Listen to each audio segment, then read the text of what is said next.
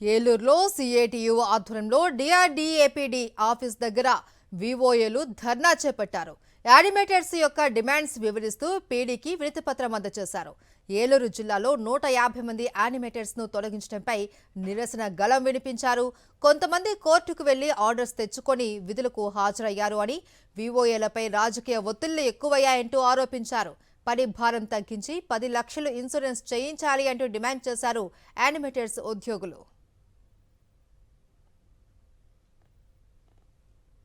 వివోఏల సంఘం జిల్లా కార్యదర్శి ఈ రోజున వివోఏల రాష్ట్ర కమిటీ పిలుపు మేరకు సిఐటి ఆధ్వర్యంలో మరి ఏలూరు కలెక్టరేట్ వద్ద ధర్నా నిర్వహించడం జరిగింది. దీని ప్రధాన ఉద్దేశం ఈ రోజున ఆన్లైన్ వర్కులతో ఈ రోజున పని భారం పెంచుతూ మరి ఈ వివోఏల మీద అనేక భారాలు పెడతా ఉన్నారు. వెంటనే ఈ ఆన్లైన్ వర్కులు తగ్గించాలి, రద్దు చేయాలి, కాలపరిమితి సర్క్యులర్ని వెంటనే రద్దు చేయాలనేదే మేము ప్రధాన డిమాండ్ చేస్తూ ఉన్నాం.